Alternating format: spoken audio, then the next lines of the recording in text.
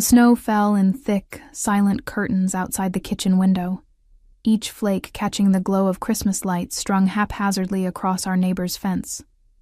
I pressed my swollen fingers against the cold glass, watching my breath fog the surface. Inside, the apartment smelled of pine from the cheap artificial tree David had bought 3 years ago, its plastic branches sagging under the weight of ornaments I'd collected since we were newlyweds. The scent should have been comforting. Instead, it felt suffocating. My back ached with that deep, relentless throb that had become my constant companion these past few weeks. 8 months pregnant, and I could barely remember what it felt like to sleep through the night, to bend over without grunting, to exist without this heavy, precious weight pressing against my ribs. I placed both hands on my belly, feeling the baby shift beneath my touch. A foot, maybe, or an elbow. My daughter. Our daughter. Emma, we need to talk. David's voice cut through the quiet like a blade.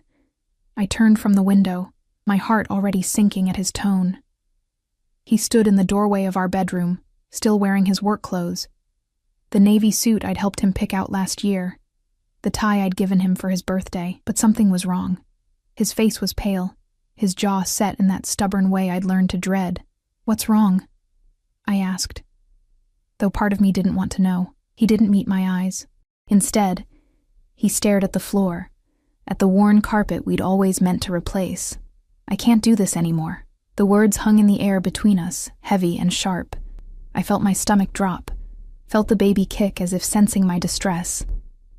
Can't do what? This, us, the baby.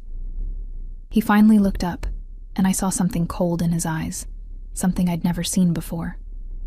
"I'm leaving." I laughed. It was a broken, desperate sound. "You're joking. It's Christmas Eve, David. I'm 8 months pregnant with your child." "It's not mine." The world tilted. I gripped the edge of the kitchen counter, my knuckles white. "What?" "Don't lie to me, Emma." His voice rose, sharp and accusing. "I know about him, about what you've been doing." "There is no him." My voice cracked, tears already burning behind my eyes. "David, I don't know what you're talking about. I would never. Melissa told me everything." He cut me off, his face flushing red. "She saw you. At that restaurant downtown, with some man. She said you looked intimate." Melissa. His co-worker. The woman who'd always looked at me with barely concealed contempt at office parties, who touched David's arm too long when she laughed at his jokes. When? When did she supposedly see this? 3 months ago, at Carmichael's. My mind raced. Carmichael's. I'd been there once, 3 months ago, for a job interview. I'd been serving coffee at a diner for 2 years, barely making enough to cover groceries, and a friend had set me up with an interview for a hostess position at the upscale restaurant. The manager had been a middle-aged man named Roberto, who'd spoken kindly to me, who'd offered me water when I'd felt dizzy from standing too long. The interview had lasted 20 minutes. I hadn't gotten the job. "That was a job interview," I said, my voice shaking. Roberto Garcia, the floor manager. "I can show you the emails. I don't want to see your lies." David moved past me, heading toward the bedroom. "I want you out." "Out?" I followed him, my hand protectively cradling my belly. "David, please, just listen to me." He emerged with a duffel bag, the one we'd used for our honeymoon 4 years ago. He started stuffing clothes into it. My clothes, maternity jeans, stretched-out sweaters, the soft cotton nightgowns I wore because nothing else fit anymore. "I've already talked to a lawyer. You'll be hearing from him after the holidays." "You can't do this." Panic clawed at my throat. Where am I supposed to go? It's snowing. It's Christmas Eve. I'm pregnant. You should have thought about that before you cheated on me. He zipped the bag closed with vicious finality and thrust it at me. "Get out, Emma. This is my home, too. My name is on the lease. Your name isn't on anything." His smile was cruel. I made sure of that. "Now get out before I call the police and tell them you're trespassing." I stared at him, at this man I'd loved, this man I'd married in a small ceremony at City Hall because we couldn't afford anything bigger, this man whose child was growing inside me. And I saw a stranger. My hands trembled as I took the bag. You're making a mistake. The only mistake I made was trusting you." The cold hit me like a physical blow the moment I stepped outside. I'd grabbed my winter coat, the only one that still fit over my belly. But it wasn't enough. The wind cut through the fabric, and snow immediately began gathering in my hair, melting against my scalp. I stood on the sidewalk outside our apartment building, watching the Christmas lights blur through my tears, and realized I had nowhere to go. My parents were gone. Mom to cancer 3 years ago. Dad to a heart attack 6 months after. I had no siblings. My friends had drifted away over the years, the way friends do when you're struggling to make ends meet and can't afford to go out, can't afford to keep up. David had been my whole world, David and the baby. I pulled out my phone with shaking fingers, scrolling through my contacts. There had to be someone. Anyone. The screen blurred as tears streamed down my face. I stopped on a name. Jenna Morrison, my old roommate from before I'd married David. We hadn't spoken in over a year, but maybe... I typed out a message, my fingers clumsy on the screen. "Hey, I know it's been a while and I'm so sorry to ask, but I'm in trouble. David kicked me out and I'm pregnant and I have nowhere to go. Can I please stay with you just for tonight? I'm desperate." I hit send before I could second-guess myself, then wrapped my arms around my belly, trying to shield my baby from the cold. The snow was falling harder now, accumulating on the sidewalk in thick drifts. My feet were already numb in my thin boots. The phone buzzed. I looked down, hope flaring in my chest. But it wasn't from Jenna. It was a message from an unknown number. Who is this? My heart sank. Wrong number. In my desperation, I must have mistyped. I started to delete the message, to try again, but another text came through. "Are you safe?" Something about those 3 words, the directness, the concern from a stranger, broke something inside me. I sank down onto a snow-covered bench, no longer caring about the cold, about the wet seeping through my jeans. My fingers moved across the screen almost of their own accord. No, I'm not safe. I'm 8 months pregnant and my husband just kicked me out on Christmas Eve because he thinks I cheated on him. I didn't. I have nowhere to go. I'm sorry. I meant to text someone else. Please ignore this. I sent it before I could stop myself, then immediately felt foolish. What was I doing, pouring my heart out to a stranger? I started to type an apology, but another message appeared. "Where are you?" I hesitated.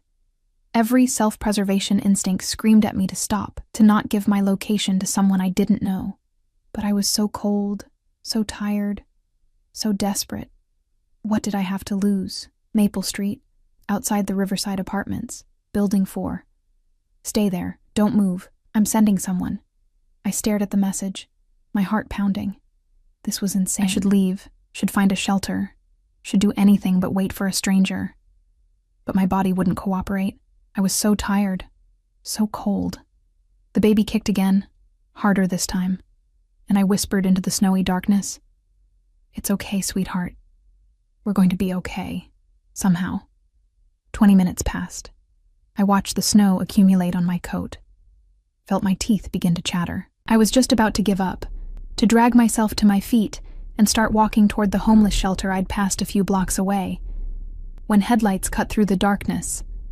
A black SUV pulled up to the curb, its engine purring like a predator. The windows were tinted so dark I couldn't see inside. For a moment I was terrified. What had I done? This could be anyone. This could be... The back door opened, and a man stepped out. He was tall, dressed in an expensive charcoal overcoat that probably cost more than I made in 6 months. Even in the dim light, I could see he was young, maybe early 30s, with dark hair and a face that looked like it had been carved from marble. But it was his eyes that caught me, dark, assessing, missing nothing. They swept over me, my tear-stained face, my swollen belly, my pathetic duffel bag, and something flickered in their depths. Anger, maybe, or something harder to name. He didn't smile. He simply extended a gloved hand. "Come with me." I should have been afraid. Everything about him screamed danger. From the cold authority in his voice to the way the driver, a massive man who looked like he could break me in half, watched from the front seat. But I was beyond fear. I was beyond everything except the bone-deep exhaustion and the desperate need to protect my baby. I took his hand. His grip was firm, steady, and impossibly warm through the leather of his glove. He helped me to my feet with surprising gentleness, as if he understood exactly how much everything hurt, how hard it was to move with this much weight, throwing off my balance. "Watch your head," he murmured, guiding me into the SUV. The interior smelled of leather and something else, something expensive and masculine, like cedar and smoke. The seats were heated. I almost wept at the warmth. He slid in beside me, and the driver pulled away from the curb without a word. I sat there, trembling, watching the Christmas lights of my old neighborhood blur past the window. The man beside me didn't speak. He simply removed his coat and draped it over me, the weight of it immediately cutting the chill. "Thank you," I whispered. He turned to look at me, and for the first time, I saw his face clearly in the passing streetlights. Beautiful, cold, dangerous. "What's your name?" "Emma. Emma Thornton." "Emma." He said it slowly, as if testing how it felt. "I'm going to ask you a question, and I need you to answer honestly. Did your husband hurt you?" I shook my head, fresh tears spilling over. "Not physically. He doesn't believe me. He thinks I cheated. But I didn't. I swear I didn't." Something dark crossed his face. "And the baby? She's his. She's his daughter, and he doesn't even care." My voice broke on the last word. The man was silent for a long moment, his jaw tight. Then he pulled out his phone and typed something quickly. He didn't offer his name. He didn't explain who he was or where we were going. But somehow, sitting in that warm car, wrapped in his coat that smelled like expensive cologne and cold winter air, I felt safer than I had in hours. The baby kicked, and I gasped softly, my hand flying to my belly. He noticed immediately. "Is something wrong?" "No, she's just active." I tried to smile through my tears. "She doesn't like it when I'm upset." He stared at my hand on my belly for a long moment, something unreadable in his dark eyes. Then he reached over and adjusted the coat more securely around my shoulders. "No one will hurt you again, Emma, I promise you that." The certainty in his voice should have sounded ridiculous. He didn't know me. He didn't owe me anything. But something in the way he said it, the absolute unwavering conviction, made me believe him. As the SUV turned onto a tree-lined street where houses gave way to mansions, where Christmas lights became elegant displays of wealth and power, I realized I'd made a choice. I'd gotten into a stranger's car on Christmas Eve, and now I was heading somewhere unknown with a man whose name I didn't even know. I should have been terrified. Instead, for the first time since David had told me to leave, I felt the tight knot of panic in my chest begin to loosen. The stranger beside me made a phone call, his voice low and commanding. "Prepare the East Guest Suite, medical supplies, and get Dr. Chen here within the hour." He ended the call and turned back to me, his dark eyes reflecting the passing lights. "You're safe now."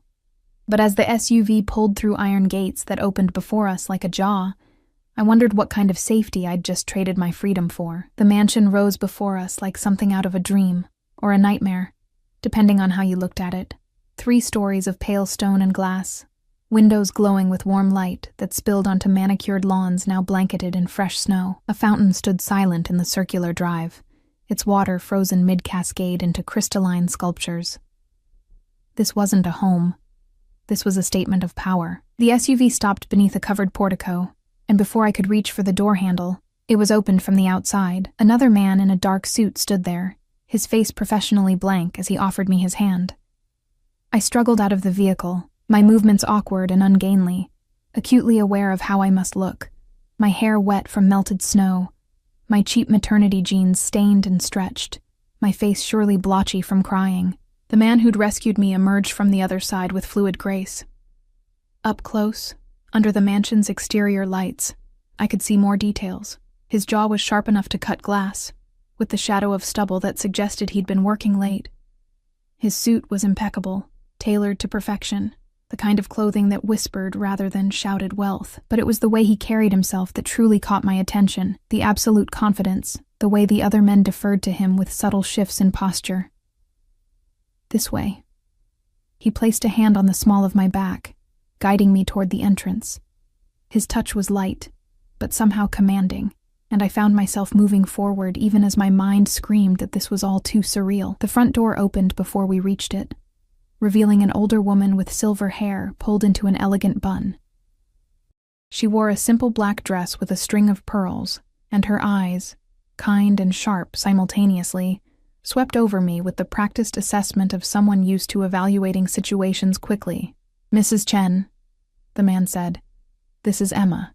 She'll be staying in the East Wing." "Of course, Mr. Volkov." The woman's voice was warm despite the formality.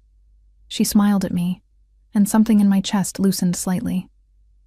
"Come, dear. Let's get you warm and dry." Volkov. So that was his name. It suited him somehow. Strong, foreign, dangerous. The interior of the mansion was overwhelming. Marble floors gleamed beneath an enormous chandelier that caught the light and scattered it into 1,000 tiny rainbows. A curved staircase swept upward, its banister polished to a mirror shine. Artwork hung on walls painted in muted, expensive colors. Not the prints I was used to, but original paintings that probably cost more than I'd earn in a lifetime. "Mr." Volkov walked ahead of us, his phone to his ear, speaking in rapid Russian. I caught none of it, but the tone was clear. He was giving orders, and they would be followed. Mrs. Chen led me up the staircase, her hand gentle on my elbow, as I navigated each step with increasing difficulty. "How far along are you, dear?" she asked softly. 8 months. Nearly 35 weeks. She made a sympathetic sound, and out in the snow on Christmas Eve. "That husband of yours should be ashamed." I didn't know how to respond to that, so I said nothing. We reached the second floor and turned down a hallway, lined with more artwork and elegant sconces that cast everything in a golden glow. She opened a door at the end of the corridor, and I stepped into a room that took my breath away. It was bigger than the entire apartment I'd shared with David. A 4-poster bed dominated one wall, piled high with pillows and covered in what looked like silk bedding in shades of cream and gold. French doors led to a balcony overlooking snow-covered gardens. A sitting area with a plush sofa and chairs surrounded a fireplace where flames already danced, filling the room with warmth. Another door stood ajar, revealing a bathroom with a clawfoot tub that could probably fit 3 people. "I'll have dinner sent up," Mrs. Chen said, moving to the fireplace to adjust the flames. "When did you last eat?" I tried to remember. "Breakfast?" No. I'd been too nervous about David's mood. "Yesterday, I think." Her lips pressed into a thin line, but she didn't comment. "I'll bring soup and bread, easy on the stomach. And tea, chamomile perhaps?" "You don't have to." "Of course I do." She turned to face me, and her expression was firm, but kind. "Mr. Volkov has given orders that you're to be cared for. That means proper food, rest, and medical attention. Dr. Chen, my husband, will be here soon to examine you and make sure the baby is well." The baby. I pressed my hand to my belly, feeling the familiar flutter of movement. My daughter, blissfully unaware of the chaos her mother's life had become. "Thank you," I whispered, my throat tight with emotion. Mrs. Chen crossed to me and gently squeezed my shoulder. "You're safe here, Emma. Whatever brought you to our door tonight, you're safe now. That's what matters." After she left, I stood in the center of the room, still wearing my wet coat, clutching my pathetic duffel bag. This couldn't be real. People like me didn't end up in places like this. I was a waitress who'd barely graduated high school, who'd married too young and dreamed too small. I didn't belong in a room with silk sheets and original artwork. A knock at the door startled me from my thoughts. "Come in," I called, expecting Mrs. Chen with the promised food. Instead, Mr. Volkov entered, carrying a silver tray laden with covered dishes. The sight of him in this domestic role was so incongruous that I almost laughed. Men who wore suits that expensive, who moved with that kind of predatory grace, didn't carry food trays. "Mrs. Chen is preparing a room for Dr. Chen," he said, setting the tray on the small table near the fireplace. "I told her I'd bring this up. He lifted the covers, revealing a bowl of chicken soup that smelled like heaven, fresh bread still steaming, a pot of tea, and a plate of fruit and cheese. My stomach growled audibly, and despite everything, I felt my cheeks heat with embarrassment. "Sit," he commanded, pulling out a chair. "Eat." I wanted to argue, to maintain some shred of dignity, but I was so hungry and so tired that I simply obeyed. The moment the first spoonful of soup touched my tongue, I had to suppress a moan. It was rich and perfectly seasoned, with tender chunks of chicken and vegetables. Real food, made by someone who knew what they were doing. Mr. Volkov didn't sit. Instead, he stood by the fireplace, watching me with those dark, unreadable eyes. It should have made me uncomfortable, being observed while I ate like a starving animal. But somehow his presence was grounding, solid. "Why are you doing this?" I asked between bites, unable to contain the question any longer. "Doing what?" "This. All of this." I gestured around the room. "You don't know me. I could be anyone. I could be lying about everything." He was silent for a long moment, and I watched the firelight play across his features, highlighting the sharp angles of his face. "Are you lying?" "No." The word came out fierce, definitive. "Everything I told you is true. David is my husband. This is his baby. And he threw me out because his coworker convinced him I was unfaithful." His coworker. Something dangerous flickered in Mr. Volkov's eyes. "The one who claimed to see you at Carmichael's." I nodded, tearing off a piece of bread. "Melissa Crawford. She's wanted David since the day she met him. I always knew it, but I trusted him. I laughed bitterly. I thought our marriage meant something. Tell me about this interview, at Carmichael's." So I did. I told him about the endless months of trying to make ends meet on my waitress salary while David's construction job barely covered rent. About the friend who'd recommended me for the hostess position. About my hope that the better pay would help us prepare for the baby. About Roberto Garcia, who'd been kind and professional, who'd given me water when I'd looked pale and told me gently that they'd gone with someone with more experience.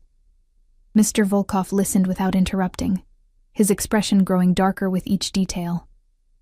When I finished, he pulled out his phone and typed something quickly. "What are you doing?" I asked. "Getting proof." He looked up at me, and there was something almost gentle in his gaze. "You said the manager's name was Roberto Garcia." "Yes, but I'll have his statement by morning, along with security footage from the restaurant showing the date and time of your interview. Your husband will receive copies as well." I set down my spoon, staring at him. "You can do that? Just get security footage from a restaurant?" His smile was slight and didn't reach his eyes. "I can do many things, Emma." The way he said my name sent a shiver down my spine that had nothing to do with the cold. There was possession in it, ownership. As if by saving me, he'd somehow claimed me. I should have been frightened. Instead, I felt something warm unfurl in my chest. Something dangerous and confusing. "I don't even know your first name," I said softly. "Alexei."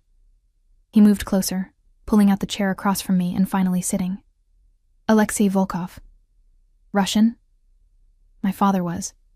"I was born here, but I keep certain traditions." The way he said it suggested those traditions went beyond language and family recipes. I sipped the chamomile tea, letting its warmth seep into my bones. "What do you do, Mr. Volkov?" "Alexei," he corrected. "And I handle acquisitions, import and export, various business ventures." It was the vaguest answer possible, and we both knew it, but I was too tired to push, and part of me didn't want to know, not yet. Not when I was sitting in his mansion, eating his food, wearing his coat that still draped over my shoulders. Another knock interrupted us. An older man entered, carrying a medical bag and wearing a kind smile that matched Mrs. Chen's. "I'm Dr. Chen," he said, extending his hand. Alexei called and said we had a patient in need of examination. "I'm not a patient," I protested weakly. "I'm fine. The baby's fine." "Humor me," Dr. Chen said gently. "I promise I'll be quick.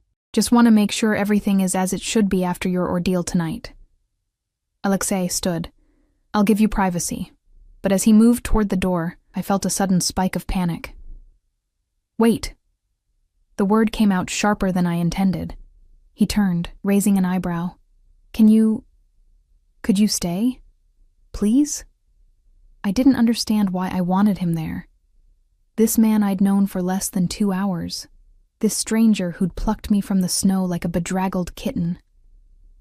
But the thought of being alone with only the doctor made my chest tight with anxiety. Alexei was solid, present, safe. Something flickered across his face. Surprise, perhaps, or satisfaction. He nodded once and moved to stand by the fireplace, far enough to give me privacy, but close enough that I could see him. Dr. Chen was professional and efficient. He took my blood pressure, listened to my heart and lungs, and then asked me to lie on the bed so he could check the baby. His hands were gentle as he palpated my belly, measuring and assessing. The Doppler came out, and suddenly the room filled with the rapid whoosh, whoosh, whoosh of my daughter's heartbeat. I couldn't help it. I started crying again. That sound, so strong and steady and alive. My baby. My little girl. Safe despite everything. "Heartbeat is excellent," Dr. Chen said, smiling. "Strong and regular. You're measuring right on track for 35 weeks. Have you been having contractions?" "Just Braxton Hicks. Nothing regular." "Any bleeding? Fluid leakage?" "No." He helped me sit up, his expression satisfied. "You and baby are doing well, all things considered.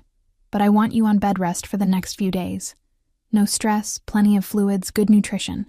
I'll come back tomorrow to check on you both." "Bed rest?" I looked around the luxurious room. "I can't just stay here."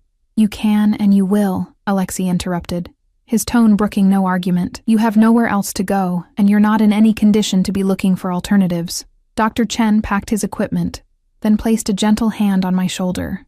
"Listen to him, my dear. You've been through a trauma tonight. Your body needs rest to protect that baby. A few days here won't hurt." After he left, I sat on the edge of the bed, overwhelmed by everything. The silence stretched between us, broken only by the crackling of the fire.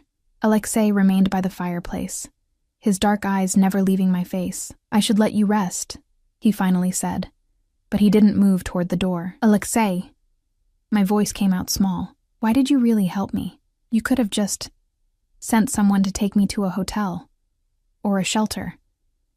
Why bring me here?" He crossed the room with slow, deliberate steps, stopping just close enough that I had to tilt my head back to meet his eyes. Up close, I could see flecks of gold in the dark brown, could smell that cedar and smoke scent that seemed to cling to him. He reached out, and I held my breath as his fingers gently brushed a strand of damp hair from my face. "Because," he said softly, his accent thickening slightly with emotion, "no one should be alone on Christmas Eve. Especially not someone carrying a child." His hand moved to hover over my belly, not quite touching. "And because when I got your message, something in your words..." He paused, seeming to search for the right explanation. "I know what it's like to be discarded by those who should protect you." The vulnerability in that admission shocked me. This man, who commanded rooms with his presence, who had people jumping to fulfill his orders, had been hurt. Abandoned. "Thank you," I whispered. "For everything."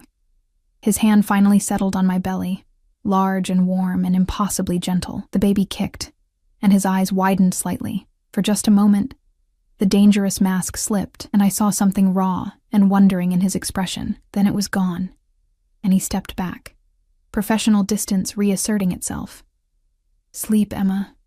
Tomorrow we'll deal with your husband and get you the proof you need." He was at the door when I called out one more time. "Alexei?" "That number I texted. Whose was it?" He turned, and his smile was sharp enough to cut. "Mine, and it's not one I give out lightly." He paused, his eyes holding mine. "You were meant to find me tonight, Emma. I don't believe in accidents." Then he was gone, the door closing softly behind him, leaving me alone in a room that belonged in a fairy tale with questions I wasn't sure I wanted answered. I changed into one of the nightgowns Mrs. Chen had left folded on the bed, soft cotton that actually fit my swollen body. and slipped between sheets that felt like clouds. Outside, snow continued to fall, blanketing the world in white silence. I placed my hands on my belly, feeling my daughter move beneath my palms. "What have we gotten ourselves into, little one?" I whispered into the darkness, but exhaustion was pulling me under, and for the first time in months, I felt warm, safe, protected. I didn't know that in helping me, Alexei Volkov had just made me the most dangerous woman in the city. I didn't know that my husband's betrayal was about to unleash a chain of events that would change everything. All I knew was that when I closed my eyes, I saw dark eyes filled with an intensity that both terrified and thrilled me, and that maybe, just maybe, being found by a stranger on Christmas Eve was the best thing that had ever happened to me. I woke to sunlight streaming through gauzy curtains and the soft clink of china. For a disoriented moment, I thought I was back in the apartment with David. That everything had been a nightmare. Then I felt the silk sheets beneath my fingers, saw the elegant room bathed in morning light, and remembered. Mrs. Chen stood by the small table near the window, arranging breakfast on a tray. She looked up when I stirred, her smile warm. "Good morning, dear. How did you sleep?" "Better than I have in months," I admitted, struggling to sit up. My back protested, but less than usual. The mattress had been perfectly supportive, cradling my pregnant body in a way my old lumpy bed never had. "Excellent. Dr. Chen will be pleased." She helped me arrange pillows behind my back, then set the tray across my lap. Fresh fruit, yogurt with honey, buttered toast, and what looked like a vegetable omelet. "Eat slowly. Your stomach needs to adjust after yesterday." I picked up the fork, suddenly shy. Is Alexei awake?" Something flickered in her eyes, amusement, perhaps, or understanding. "He's been awake since 5. He's in his office handling business." She poured tea from a delicate pot. "He asked me to tell you that the information you needed arrived an hour ago." My heart leaped. "Information?" "From the restaurant, Carmichael's." She handed me an envelope that had been tucked beside the tray. "Everything you need to prove your innocence." My hands shook as I opened it. Inside were printed emails, time-stamped security camera stills, and a notarized statement from Roberto Garcia confirming my interview date, time, and duration. The photographs showed me clearly, sitting across from Roberto at a corner table, looking nervous and hopeful, my hands folded over my barely visible pregnancy bump. The timestamp read 3 months ago, exactly when Melissa claimed to have seen me being intimate with another man. There was nothing intimate about it, just a pregnant woman desperately trying to get a better job. "How did he get all this so fast?" I whispered. Mrs. Chen's smile was enigmatic. "Mr. Volkov is very good at getting what he wants, and what he wanted was to help you." I ate slowly, mechanically, my mind spinning. With this evidence, I could prove to David that Melissa had lied. I could make him see the truth. Maybe he'd realize his mistake, apologize, take me back. But even as I thought it, something cold settled in my stomach. Did I want him to take me back? The man who'd thrown his 8 months pregnant wife out into the snow on Christmas Eve without even listening to her side? The man who'd trusted a coworker over his own wife? A knock at the door interrupted my thoughts. Mrs. Chen opened it, and my breath caught. Alexei stood in the doorway, dressed in another immaculate suit. This one charcoal gray with a dark blue tie. His hair was slightly damp, as if he'd recently showered, and he smelled of expensive cologne and something uniquely him. His eyes found mine immediately, scanning my face as if checking for signs of distress. "You slept well." His voice was lower than I remembered, rougher, as if he hadn't used it much this morning. "Yes, thank you, for everything." I held up the envelope. "Mrs. Chen said you got this for me." He moved into the room with that predatory grace, dismissing Mrs. Chen with a subtle nod. She left, closing the door behind her. Suddenly, the large room felt smaller, more intimate. Alexei pulled a chair close to the bed, sitting so that we were nearly at eye level. "Your husband received copies an hour ago," he said, along with a message suggesting he verify the information before making further accusations. He probably won't even look at it. When David makes up his mind about something, he'll look. The certainty in Alexei's voice was absolute. I made sure of it. I didn't ask how. I was learning that Alexei operated in ways I couldn't begin to understand. What do I do now? That depends. What do you want to do? I set down my fork, my appetite suddenly gone. I want my husband to know the truth. I want him to apologize. My voice broke. I want my life back. Alexei was quiet for a long moment, his dark eyes studying me with an intensity that made my skin prickle. And if he doesn't apologize? If he refuses to believe the evidence? The question hung in the air between us, heavy with implications I wasn't ready to examine. I don't know, I whispered. He reached out and gently took my hand. His palm was warm, slightly calloused, and the touch sent electricity racing up my arm. You have options, Emma. You don't have to go back to a man who doesn't deserve you. I'm pregnant with his child. I have no money, no job, no family. What options do I have? You have me. The words were simple, but the weight behind them was enormous. I looked up at him, searching his face for meaning. I don't understand. Stay here. Let me take care of you and the baby. You need rest, proper nutrition, medical care. I can provide all of that. His thumb stroked across my knuckles, the gesture almost absent-minded. After the baby comes, we'll figure out the rest. You're offering to let a stranger live in your house and have a baby here? I couldn't keep the disbelief from my voice. Why would you do that? His jaw tightened. I have my reasons. That's not an answer. It's the only one I can give you right now. He stood abruptly, releasing my hand, and I felt the loss of his touch like a physical thing. Think about it. In the meantime, you should rest. Dr. Chen will be here this afternoon. He was at the door when my phone buzzed on the nightstand. I picked it up, my heart sinking when I saw David's name on the screen. Alexei paused, watching me. It's him, I said quietly. Do you want to answer it? I stared at the phone, watching it buzz again and again. Finally, I swiped to answer and put it on speaker, not trusting my voice to remain steady. Emma. David's voice was tight, angry. Where the hell are you? Somewhere safe, away from you. Don't be dramatic. Look, I got some information this morning about that interview you claimed to have. Claimed? The word came out sharp. I didn't claim anything, David. I told you the truth. Fine, whatever. The point is, maybe I was hasty.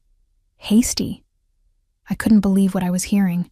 You threw me out in the snow on Christmas Eve. You called me a liar and a cheat, and now you're saying you were hasty? Alexei's expression had gone dangerously cold, but he remained silent, watching. Emma, come home. We'll talk about this like adults. David's voice took on a wheedling tone I'd heard before, the one he used when he wanted something. I'm willing to forgive you for... Forgive me? I was shaking now, fury overriding fear. I didn't do anything wrong. You're the one who needs to be asking for forgiveness.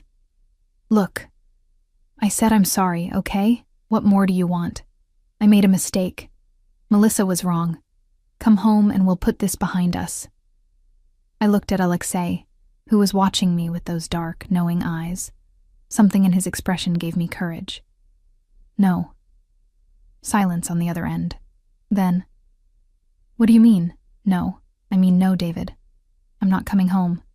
Not yet. Maybe not ever. Where are you going to go? Ridiculous. Who's going to take care of you? You need me, Emma. No, I said softly. I really don't. Not anymore. I hung up before he could respond, my hands trembling. The phone immediately started ringing again. I silenced it and set it face down on the nightstand. Good, Alexei said, his voice carrying a note of approval that warmed me more than it should have. He doesn't deserve you. I don't know what I'm going to do. I pressed my hands to my face, feeling tears threaten again. I can't go back to him, but I can't stay here forever either. This isn't my life. This isn't my world. Alexei crossed back to the bed and crouched down so we were eye level. He gently pulled my hands from my face, holding them between his own. Listen to me, Emma. You are stronger than you think. You survived being thrown out in the cold. You protected your daughter, and you just stood up to a man who tried to break you. That takes courage. I don't feel courageous. I feel terrified. Good. Fear means you're still fighting.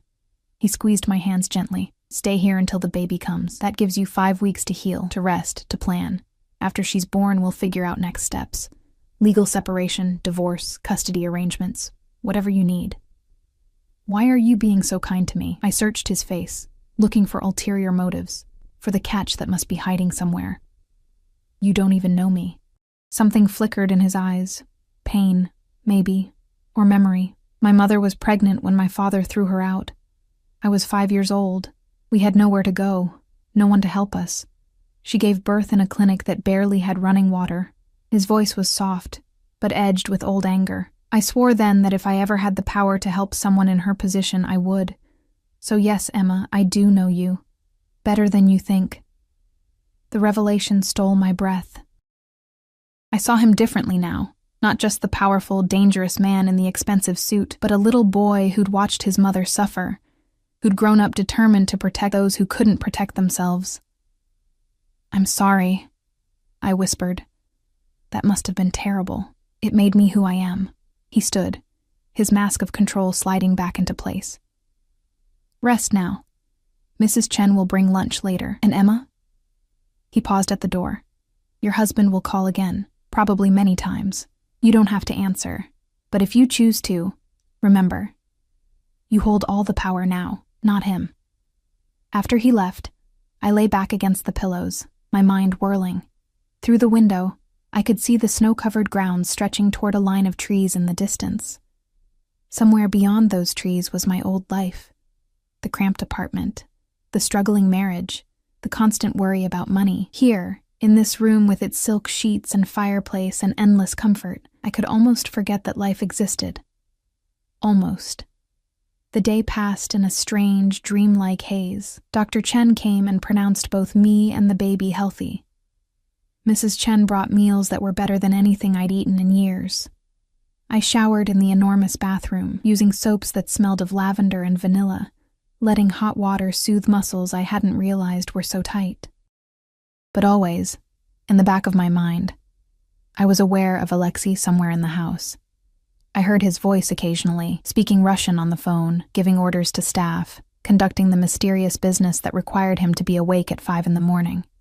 And each time I heard him, something in my chest tightened with a feeling I didn't want to name. Evening came, bringing with it a soft knock on my door. I expected Mrs. Chen with dinner, but instead, Alexei entered carrying a large box wrapped in silver paper. What's this? I asked, eyeing the package suspiciously. It's Christmas. He set the box on the bed. You should have a gift. Alexei, you've already given me so much. Open it. I pulled off the paper carefully, revealing a white box with a prestigious department store logo. Inside, nestled in tissue paper, was the most beautiful maternity dress I'd ever seen. Deep emerald green velvet with long sleeves and a flowing skirt that would accommodate my belly. It was elegant and expensive and completely impractical for someone like me. It's too much, I protested, even as my fingers stroked the soft fabric. There's a dinner tonight. Family tradition. I'd like you to join us. His expression was carefully neutral, but I caught something underneath. Uncertainty, maybe, as if my answer mattered. I couldn't. I'm not family. I'd be intruding. You'd be my guest. Please, Emma. The house feels less empty with you in it. The admission, small as it was, felt enormous. This powerful man who commanded respect and fear was lonely. And somehow, my presence made that loneliness less. Okay, I heard myself say. I'll come. His smile was slight but genuine, transforming his face from dangerous to devastating. Dinner is at 7. Mrs. Chen will help you get ready. After he left, I held the dress up to myself, catching my reflection in the mirror. The woman looking back at me was a stranger. Cheeks flushed, eyes bright, pregnant belly prominent beneath borrowed nightclothes. 24 hours ago, I'd been sobbing on a snowy bench, broken and desperate. Now I was standing in a mansion, holding a designer dress, preparing to have Christmas dinner with a man who looked at me like I was something precious. My phone buzzed again. David. I ignored it. Mrs. Chen arrived at 6:30 to help me dress. She styled my hair into soft waves, applied subtle makeup that made me look alive instead of exhausted, and helped me into the velvet dress. It fit perfectly, skimming over my curves and making me feel, for the first time in months, beautiful. "You look lovely, dear," Mrs. Chen said, adjusting a final curl. "Mr. Volkov will be pleased." "This is just dinner," I protested weakly. "Nothing more." Her smile was knowing. "Of course, dear. Just dinner." At 7 o'clock precisely, there was a knock on my door. I opened it to find Alexei standing there in a different suit, this one black with a crisp white shirt open at the collar. His eyes swept over me, and something heated flickered in their depths. "Beautiful," he murmured, offering his arm. "Shall we?" I took his arm, feeling the solid muscle beneath the expensive fabric, and let him lead me down the hallway. My heart pounded with nervousness and something else.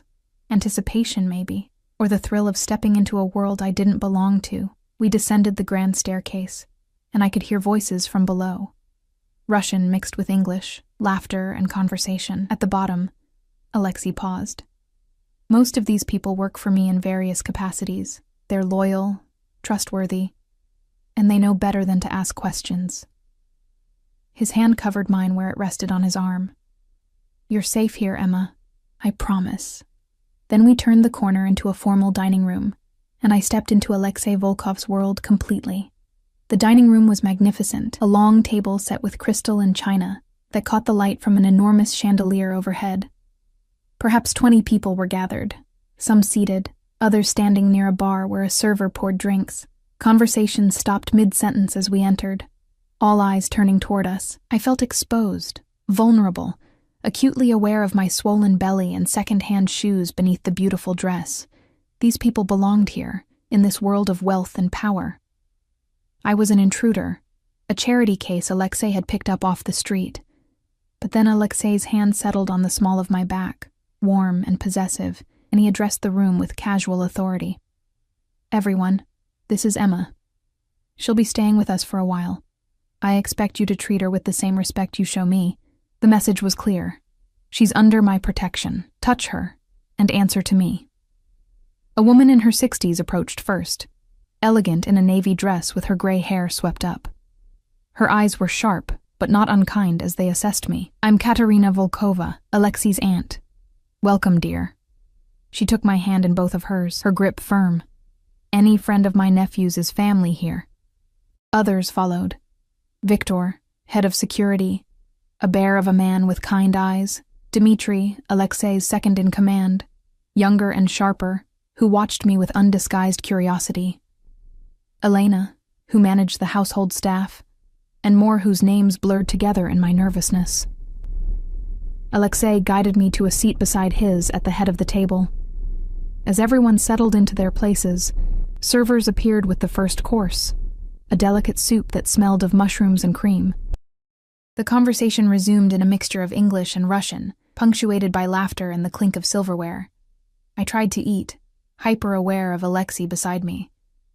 He engaged in conversation with his guests, but I noticed his attention kept drifting back to me, making sure my water glass was full, that I had everything I needed, that no one made me uncomfortable. "So, Emma," Katerina said from across the table, her accent thick but her English perfect. "How did you meet my nephew?" The room quieted slightly, everyone suddenly interested in my answer. I felt my cheeks heat.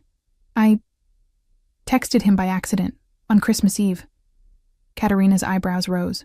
"By accident?" "I was trying to reach a friend. I had the wrong number." I glanced at Alexei, who was watching me with those dark eyes. I was in trouble, and he helped me. "What kind of trouble?" Dmitri asked, his tone casual but his eyes sharp. "Dmitri." Alexei's voice was soft but carried a warning. Emma's past is her own business. But I found myself answering anyway, maybe because of the wine I'd refused, but everyone else was drinking, loosening their tongues and creating a warm, convivial atmosphere. Or maybe because these people, despite their obvious danger, felt more like family than my own husband had in months. "My husband threw me out," I said quietly. "He thought I'd been unfaithful. I hadn't. But he wouldn't listen. So I ended up on a bench in the snow, and I texted what I thought was my friend's number. I looked at Alexei. It was his instead. Silence fell over the table. Then Katerina spoke, her voice hard as stone. He threw out his pregnant wife? On Christmas Eve? He believed a lie someone told him. I explained, though I didn't know why I was defending David. He has proof now that I was telling the truth, but you're not going back, Alexei finished, his tone making it clear this wasn't a question. I don't know what I'm doing, I admitted.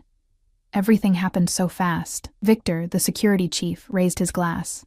To new beginnings, then, and to Alexei, for remembering that power means nothing if we don't use it to protect those who need protecting. Others raised their glasses, toasting me, welcoming me. I felt tears prick my eyes and blinked them back furiously. These strangers were showing me more kindness than my own husband had in months. The meal continued, course after course of incredible food. Roasted duck with cherry sauce, potatoes that melted on the tongue, vegetables I couldn't name but that tasted like heaven. Dessert was a traditional Russian cake layered with cream and berries. And despite my full stomach, I managed a few bites. Throughout it all, I was aware of Alexei, the way he commanded the room without raising his voice, the way people deferred to him with a respect born of something deeper than fear, and the way he kept glancing at me, as if making sure I was real, that I hadn't disappeared. After dinner, people began to drift toward the drawing room where someone had started playing piano. Alexei offered me his hand. Walk with me? I took it, letting him guide me away from the crowd and through French doors that opened onto a covered terrace. The snow had stopped, and the night was crystalline and cold, the stars sharp overhead. Heaters glowed along the terrace, keeping the worst of the chill at bay. This is beautiful, I breathed, looking out over the snow-covered gardens. It's lonely, Alexei said quietly. He stood beside me at the railing, close enough that I could feel his warmth. This house, this life. I built it all to prove I was nothing like my father, that I'd risen above my beginnings. But sometimes I think I've just built a very expensive cage. I turned to look at him, surprised by the admission. You could leave, go anywhere. Could I? His smile was bitter. When you're responsible for this many people, this many lives, you stop belonging to yourself. Every decision I make affects hundreds of others. I can't just walk away. Is that why you help me? Because you can't walk away from your own life, so you save others instead? He turned to face me fully, and the intensity in his eyes made my breath catch. I helped you because when I read your message, something in it called to me. A woman alone, pregnant, abandoned by the person who should protect her. His hand came up to cup my face, his thumb stroking my cheek. I saw my mother in you. But when I saw you, Emma, sitting on that bench, looking so small and scared and brave, I didn't see my mother anymore. I saw you. My heart was pounding so hard I was sure he could hear it. Alexei, you should know something about me, he continued, his voice low and rough. I'm not a good man. The things I do, the business I run, it's not legal, not moral. I've hurt people. I've done things that would make you run from this house and never look back. Are you trying to scare me? I'm trying to be honest with you, because in a few weeks, you'll have a baby, and you'll need to make decisions about your future. And if you choose to stay here to let me help you, you need to know what that means. What does it mean? I whispered. His other hand came up, framing my face between his palms. It means you'll be under my protection. It means anyone who tries to hurt you will answer to me. It means... He stopped, seeming to struggle with the words. It means I won't be able to let you go easily. The admission hung between us, heavy with implication. He was warning me, giving me a chance to run while I still could. But standing there in the cold night air, his hands warm on my face, his dark eyes boring into mine, I didn't want to run. I'm not afraid of you, I said, and was surprised to realize it was true. You should be. But his thumbs stroked my cheeks tenderly, contradicting his words. I'm already too invested in you, Emma. In you and your daughter. And when I'm invested in something, I don't let go. Before I could respond, my phone buzzed in the small purse Mrs. Chen had provided. I pulled it out. my stomach sinking when I saw David's name. Not a call this time, but a text.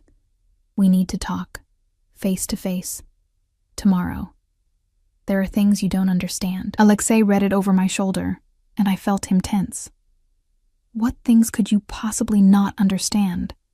He accused you falsely, threw you out, and now he wants to manipulate you into coming back. Maybe he's right. Maybe there are things I don't know. No. Alexei's voice was hard. You don't owe him anything, Emma.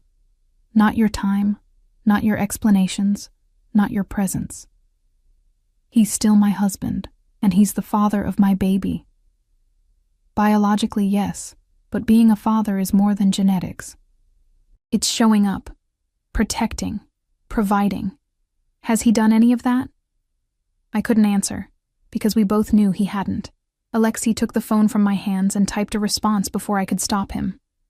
Emma will meet you tomorrow at 2 p.m. at Carmichael's restaurant. She won't be alone. If you have something to say it then. Alexei, you can't just... I can. And I did. He handed the phone back. You need closure, I understand that. But you're not meeting him alone, and you're not meeting him somewhere private where he can pressure you. Public place. My people nearby. Clear boundaries. Your people? Victor will drive you. Dmitri will be at a nearby table. You'll be safe. I don't need bodyguards to meet my husband. Yes, he said firmly. You do. Because I don't trust him not to hurt you again. Maybe not physically, but emotionally? Absolutely. His hand slid down to my shoulders. Let me protect you, Emma. It's what I'm good at. I wanted to argue, to insist I could handle this myself, but the truth was, I was terrified of seeing David again, of his ability to make me doubt myself, to twist words until I didn't know what was true anymore. Okay, I whispered. But I want you there too. Something fierce flashed in Alexei's eyes. I wouldn't be anywhere else. Inside, the piano music had shifted to something slower, more melancholy. Through the glass doors, I could see Katerina dancing with Victor, their movements practiced and comfortable. It looked warm in there, safe, like a world I desperately wanted to be part of. Come, Alexei said, offering his hand. Dance with me. I can barely walk without waddling. I definitely can't dance. Then we'll sway. His smile was slight but genuine. And you'll let me pretend for a few minutes that you belong here. I don't belong anywhere right now, I admitted. Then belong here, with me. Even if just for tonight. He led me inside, and despite my protests, he pulled me gently into his arms. One hand settled on my lower back, the other clasped mine, and we moved in small circles to the piano's melody. My belly pressed against him, the baby moving between us, and I saw something soften in his expression. She's active tonight, I murmured. She knows she's safe. His voice was rough with emotion. You both are. We swayed together, and I let myself relax into his embrace. He smelled like expensive cologne and winter air, and something uniquely him. His hand was warm and solid on my back, his touch gentle despite the power I knew lived in those fingers. Around us, others danced and talked and laughed, but I was aware only of him. Emma, he said quietly, after tomorrow, after you've spoken to your husband, I want you to think carefully about what you want. Not what you think you should want, not what's expected, but what will make you happy, because whatever you decide, I'll support it, even if it means letting you go. I pulled back to look at him, searching his face. And if I decide to stay? His eyes darkened with something that made my pulse race. Then I'll spend every day making sure you never regret it. The song ended, and the spell broke. People began gathering coats, saying their goodbyes. I watched Alexei transform back into the man in charge, shaking hands, giving orders, his mask of control firmly in place. But when he looked at me, I saw beneath it to the man who'd admitted his loneliness, who'd danced with a pregnant stranger, who'd promised to protect me from everything, including my own doubts. Mrs. Chen appeared to escort me back to my room. I was exhausted, my feet aching and my back protesting. But as I climbed the stairs, I looked back to see Alexei watching me, his expression unreadable but intense. That night, I lay in bed unable to sleep despite my exhaustion. Tomorrow I would face David, would hear whatever excuses or explanations he had to offer. And then I would have to make a choice, go back to my old life, to a man who'd proven he didn't trust me, to an apartment that had never felt like home, to struggling to make ends meet while raising a baby alone, or stay here, in this mansion with its silk sheets and endless comfort, under the protection of a man who'd saved me for reasons I still didn't fully understand, a man who was dangerous and powerful, and who looked at me like I was something precious. The baby kicked, hard enough to make me gasp. I placed my hand on my belly, feeling her shift and stretch. "What should we do, little one?" I whispered into the darkness. "What's the right choice?" But she had no answers, and neither did I. All I knew was that tomorrow everything would change again, and this time, I would have to decide my own fate. The morning came too quickly. I woke to gray light filtering through the curtains and the sound of rain pattering against the windows. The snow was melting, turning the pristine white landscape into something muddier, more real. Appropriate, I thought, for what lay ahead. Mrs. Chen brought breakfast, but I could barely eat. My stomach was twisted in knots, and the baby seemed to sense my anxiety, moving restlessly beneath my ribs. At 1 o'clock, she helped me dress in clothes that had appeared in the closet overnight. Maternity jeans that actually fit, a soft sweater in deep blue, a coat that was warm without being bulky. Everything perfectly my size, perfectly chosen.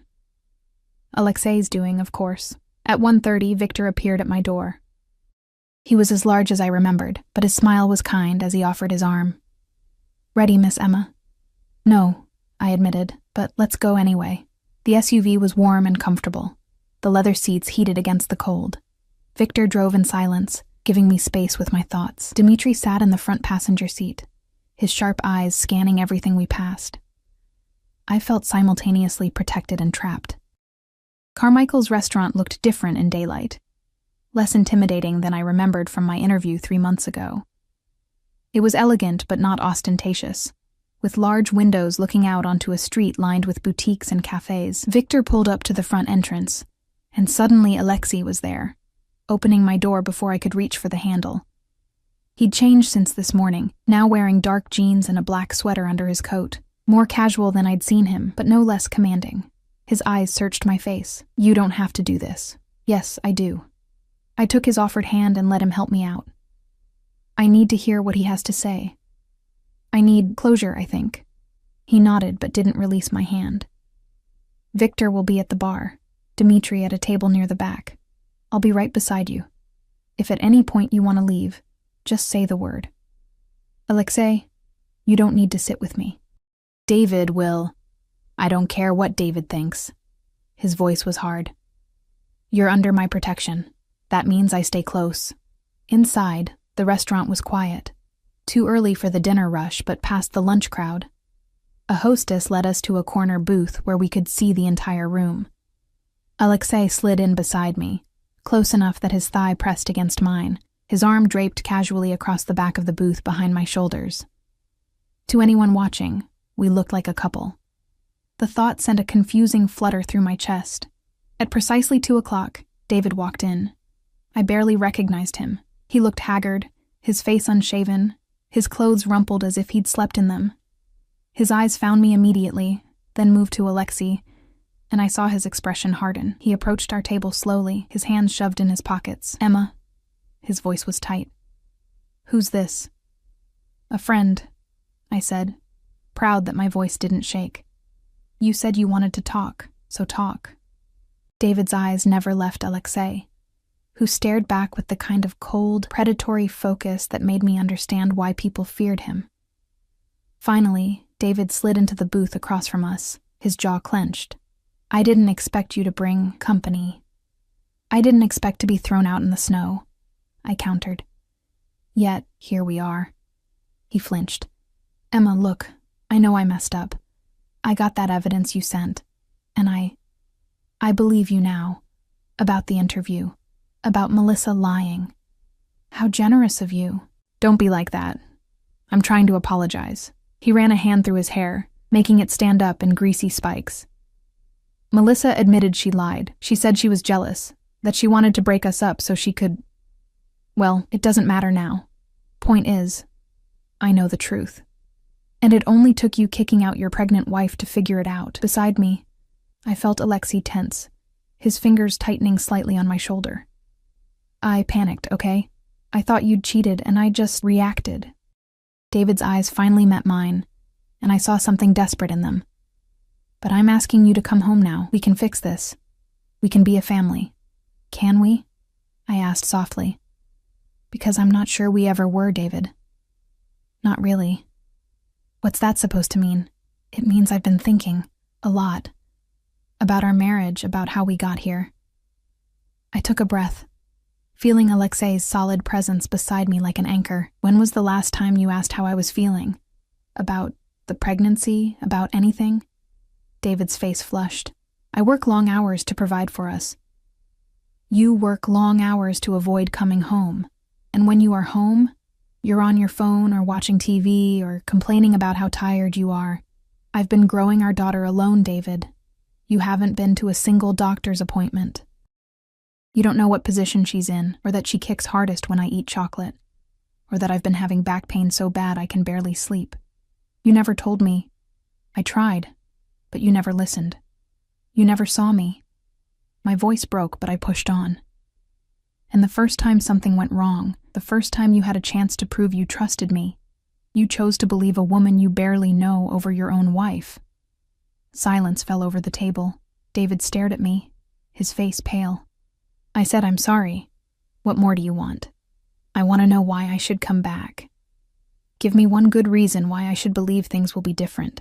He opened his mouth, closed it, opened it again. Because I'm your husband. Because that's my baby you're carrying. Because we made vows. Vows you broke the moment you threw me out. I felt tears burn behind my eyes, but refused to let them fall. Not here. Not for him. I've been staying somewhere safe. Somewhere I'm cared for and protected. For the first time in months, I'm not worried about money or food or whether I matter to anyone. And you want me to give that up to come back to an apartment where I was invisible? Wait. David's eyes narrowed, flicking between me and Alexei. Where exactly have you been staying? That's none of your business. The hell it isn't. You're my wife, Emma. I have a right to know where you've been sleeping, who you've been with. His gaze landed on Alexei with sudden understanding. Oh my God. You've been with him, haven't you? This guy? What is this? Some kind of revenge? Alexei spoke for the first time, his voice quiet and deadly. Watch your tone when you speak to her. Who the hell are you? David demanded. Some rich guy she found to take care of her? Is this what you do, Emma? Jump from one man to another? That's enough. I cut him off, my voice sharp as a blade. You don't get to do this. You don't get to accuse me of anything not after what you did. Then tell me the truth. Are you sleeping with him? I felt Alexei tense beside me. Felt the danger radiating off him like heat, but I placed my hand on his thigh, a silent plea for patience, and answered David myself. No. Not that it's any of your business, but Alexei has been nothing but respectful and kind. He gave me a place to stay when I had nowhere to go. He made sure I was warm and fed and safe. He got me medical care and proof of my innocence, and never once asked for anything in return. I leaned forward, holding David's gaze. He's been more of a partner to me in 3 days than you've been in 3 years. David's face went from red to white. You can't be serious.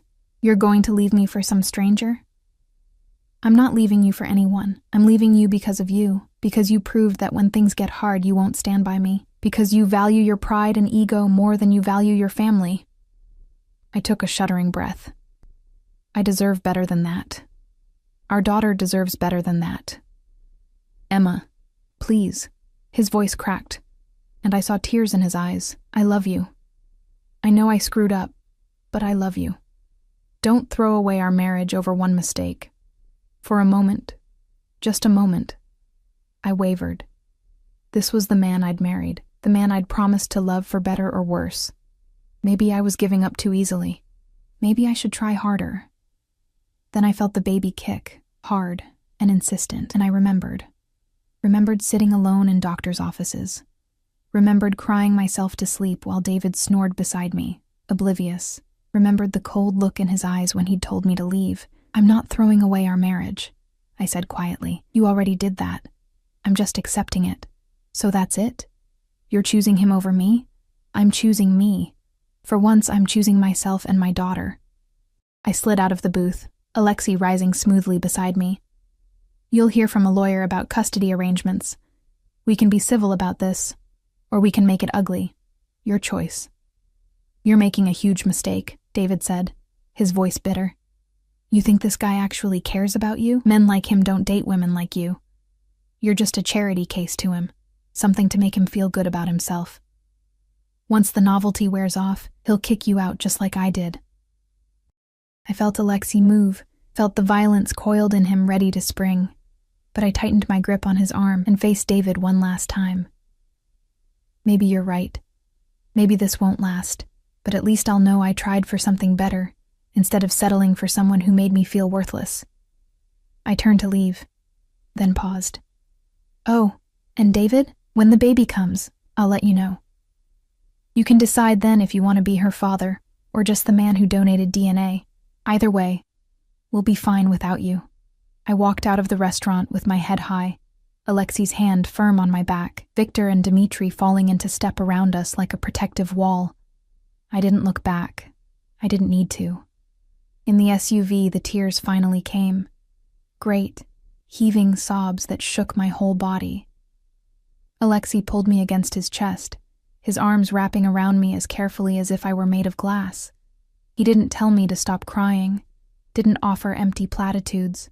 He just held me, one hand stroking my hair, while I mourned the death of my marriage and the life I'd thought I'd have. "I'm proud of you," he murmured into my hair. That took courage. "I feel like I'm falling apart." "You're not falling apart. You're breaking free." He pulled back enough to look at me, his thumbs wiping away my tears. "And I meant what I said last night, Emma. Whatever you decide, wherever you want to go from here, I'll support it. If you want to stay at the house until the baby comes, you can. If you want me to help you find your own place, I will. If you want, I want to stay." The words came out before I could second-guess them. "With you. If that's still okay." Something blazed in his dark eyes. Triumph, possession, relief, all mixed together. "More than okay. I don't know what this is between us," I admitted. "I don't know if it's just gratitude or proximity or something more. But I know I feel safer with you than I ever did with David. I know my daughter moves differently when you're near, like she knows you're someone who'll protect her. And I know that even though I should be terrified of you, of this world you live in, I'm not. You should be terrified," he said, echoing his words from the night before. "I told you, I'm not a good man. Maybe not. But you're good to me. That's what matters." He studied my face for a long moment, then leaned forward and pressed his lips to my forehead in a kiss that felt like a promise. "Then stay, Emma. Stay and let me take care of you both. Let me show you what it means to be cherished instead of tolerated." The baby kicked again, and Alexei's hand moved to my belly without thinking, his palm spreading wide over the swell. She kicked directly into his hand, and his expression transformed. Wonder mixing with something fierce and protective. "She knows you," I whispered. "Good." His voice was rough, "because I'm going to be here for every moment she needs me. Doctor's appointments, midnight feedings, first steps, first words, all of it. Alexei, you don't have to. I want to." He lifted his eyes to mine, and what I saw there stole my breath. Not just attraction or duty, but something deeper. Something that looked dangerously like love. "I want to be there. For both of you. If you'll let me." I should have said no. Should have protected my heart, kept my distance, remembered that I barely knew this man. But sitting there in his arms, his hand on my belly, his eyes promising things I'd never thought I could have, I couldn't bring myself to refuse. "Okay," I breathed. "Yes, I want that too." He kissed me then, properly this time. His lips were soft against mine but insistent. claiming me with a thoroughness that made my toes curl. His hand cupped the back of my head, angling me exactly where he wanted me, and I melted into him, returning the kiss with equal fervor. It was promise and possession, tenderness and heat, everything I'd been missing, and everything I'd never known I wanted. When we finally broke apart, both breathing hard, he rested his forehead against mine. "You're mine now, Emma. Mine to protect, mine to care for. Say you understand." "I understand," I whispered, and felt the truth of it settle into my bones. The weeks that followed were the happiest of my life. Alexei was true to his word. He accompanied me to every doctor's appointment, his hand in mine as we watched our daughter on ultrasound screens. I caught him calling her our daughter, and didn't correct him. He was there more than David had ever been. He had a nursery prepared, decorated in soft creams and golds, with a crib that probably cost more than my first car. Mrs. Chen taught me Russian lullabies. Victor showed me photos of his own grandchildren and promised to spoil my daughter just as much. Dmitri, surprisingly, turned out to be an expert in baby-proofing and spent an afternoon making sure every corner of the house was safe. I learned about Alexei's business in pieces, enough to understand it wasn't entirely legal, that he operated in gray areas that sometimes turned dark. But I also saw how he cared for the people who worked for him, how he was fair even when he was ruthless, how he kept his word without fail, and I learned about the man himself. How he woke at dawn to swim laps in the indoor pool.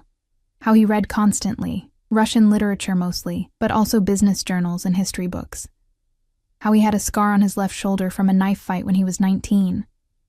How he was terrified of failing the people who depended on him. How he'd been alone for so long that having me in his space was both thrilling and unsettling. How he looked at me like I was the answer to a question he'd been asking his whole life. 3 weeks after the confrontation with David, my water broke at 2 a.m. Alexei was awake instantly, calm and efficient as he called Dr. Chen and helped me into the car. Victor drove us to the private hospital where a suite was already prepared, and Alexei stayed by my side through every contraction, every moment of pain. 14 hours later, our daughter was born. She came into the world screaming, pink and perfect, and absolutely furious at being evicted from her warm home. The nurse placed her in my arms, and I sobbed as I looked at her tiny face, her shock of dark hair, her perfect fingers that wrapped around mine with surprising strength. "She's beautiful," Alexei whispered, his voice thick with emotion. He sat beside me on the bed, one arm around my shoulders, staring at the baby with wonder. "Perfect. Just like her mother. Do you want to hold her?" I asked. His hands trembled slightly as he took her, cradling her against his chest with such tenderness that fresh tears spilled down my cheeks. She quieted immediately, her dark eyes, so like his, blinking up at him. And I watched Alexei Volkov, feared businessman and dangerous man, fall completely in love with a 7-pound baby girl. "Hello, little one," he murmured in Russian, then English. "I'm Alexei. I've been waiting to meet you." She made a small sound, her fist finding its way to her mouth. He laughed, the sound full of delight, and looked at me with eyes that held everything: love, gratitude, promise. "What should we name her?" I asked. We'd discussed names but never decided on one. Now, watching them together, a name came to me fully formed: Katya, after your aunt. His expression softened. "You want to name her after Katerina?" "She's part of this family now. We both are." I reached out and stroked Katya's cheek, soft as silk. "And she should have a name that reflects where she belongs." "Katya Volkov," he said, testing it. Then he looked at me, his gaze intense. "Not Thornton. Volkov. I want her to have my name. Alexei, I know we're not married. I know this is fast, unconventional, probably crazy, but I want to claim her as mine, Emma. Legally, officially, I want to adopt her, if you'll let me. I want to be her father in every way that matters." My heart felt too big for my chest. "What about David? He signed away his parental rights 2 days ago, in exchange for you not pursuing child support or involving him in any way." Alexei's expression was carefully neutral, but I caught the edge of satisfaction. I may have had my lawyers make the process very easy for him. I should have been upset that he'd handled this without telling me, but looking at him holding Katya, at the love written plainly on his face, I couldn't find it in myself to care. "Yes," I whispered. "Yes, you can adopt her. You can be her father." He kissed me then, carefully, mindful of the baby between us. "And you, Emma? Will you marry me?" I pulled back, staring at him. "What? Marry me? Not today, not until you're ready. But someday. Say you'll be my wife, that we can be a real family, that I can spend the rest of my life showing you what it means to be loved the way you deserve." It was too fast, too crazy, too much. It was also everything I'd ever wanted. "Yes," I said, laughing and crying at the same time. "Yes, I'll marry you." Katya chose that moment to start fussing, and we both laughed, the moment breaking into something warm and domestic. Alexei handed her back to me, and I began to nurse her, marveling at how natural it felt. "How right. I love you," Alexei said quietly, his hand covering mine where it cradled Katya's head. "I didn't think I could, didn't think I knew how, but you taught me. Both of you."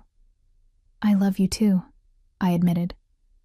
"It's terrifying and wonderful and completely insane. The best things usually are." 6 months later, on a perfect summer day, I married Alexei Volkov in the gardens of his mansion.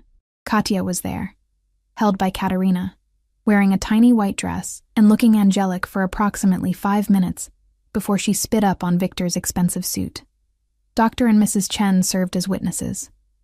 Dmitri gave a toast in Russian that made everyone laugh and made Alexei blush. And I stood beside the man who'd saved me on the worst night of my life and promised to love him for all the best nights to come. I never saw David again. I heard through mutual acquaintances that he'd married Melissa a year later, and they'd moved to another state. I felt nothing when I heard, no regret, no vindication, nothing. That chapter of my life was closed. This was my life now, this mansion with its gardens and security, and people who'd become family, this man who looked at me like I hung the moon and treated our daughter like she was made of spun glass and starlight, this beautiful, complicated, dangerous, perfect life. As I danced with my husband at our wedding, Katya sleeping peacefully in her bassinet nearby, I thought about that snowy Christmas Eve when I'd texted a wrong number in desperation, about how one moment of chance had changed everything. "What are you thinking about?" Alexei murmured, his hand warm on my waist, about how I texted the wrong number. "The right number," he corrected, pulling me closer. "The only number that mattered. The only number that mattered," I agreed. And as the music swelled and the sun set over our new life together, I finally understood what it meant to be home. Not a place, a person. And I'd found mine in the most unexpected way possible.